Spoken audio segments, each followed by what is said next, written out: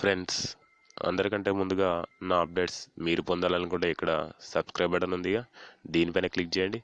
అలాగే పక్కనే కనిపిస్తున్న ఈ బెల్ ఐకాన్ పైన క్లిక్ చేయండి.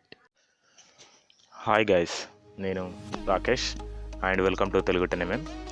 ఫ్రెండ్స్, ఇప్పుడు నేను చెప్పబోయే టాపిక్ వచ్చేసి మన యొక్క యూట్యూబ్లో కాపీరైటెడ్ లేని ఇమేజెస్ని ఎలా చెక్ చేసుకోవచ్చు మన బ్రౌజర్లో అనేది మనం చెక్ చేసుకుందాం.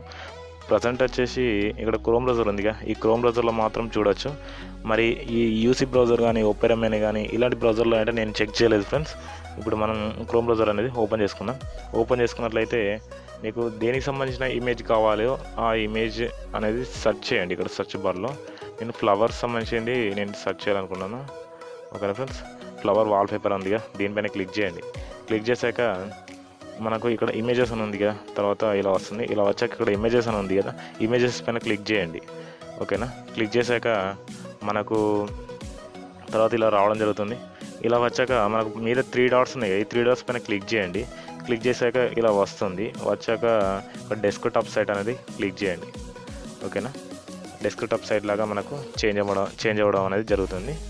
ఓకేనా ఫ్రెండ్స్, ఇలా వచ్చాక మీరు ఏం చేయాలంటే ఇక్కడ కొంచెం జూమ్ చేయండి. ఇక్కడ సర్చ్ సింబల్ దగ్గర ఇక్కడ కనబడుతుంది చూస్తారా, టూల్స్ అని. జూమ్ చేస్తున్నా చూడండి. ఓకేనా, ఇక్కడ టూల్స్ అని ఉంది కదా, ఈ టూల్స్ పైన క్లిక్ చేయండి. ఓకే, క్లిక్ చేశాక మనకు క్లిక్ కాలేదు. ఓకేనా ఫ్రెండ్స్, ఇక్కడ ఇలా క్లిక్ చేయగానే ఇలా రావడం జరుగుతుంది. ఇక్కడ కింద సైజు, కలరు, టైపు, టైం అని ఇక్కడ కనబడుతుంది కదా. యూజ్ రైట్స్, మోర్ టూల్స్ అని ఉంది కదా, ఇక్కడ మోర్ టూల్స్ పైన క్లిక్ చేయండి ఒకసారి.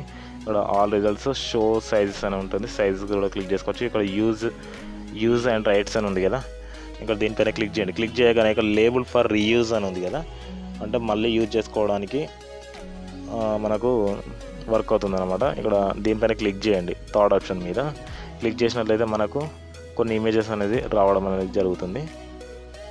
ఓకేనా, దీనిపైన క్లిక్ చేసా. చూసుకున్నట్లయితే ఇలా వచ్చాయి ఫ్రెండ్స్. ఏంటంటే ఇవన్నీ మనం రీయూజ్ చేసుకోవచ్చు. ఇక్కడ చూసుకోండి, కావాలంటే లేబుల్డ్ ఫర్ రీయూజ్ అని ఉంది, అంటే మళ్ళీ మనం యూజ్ చేసుకోవచ్చు ఫ్రెండ్స్.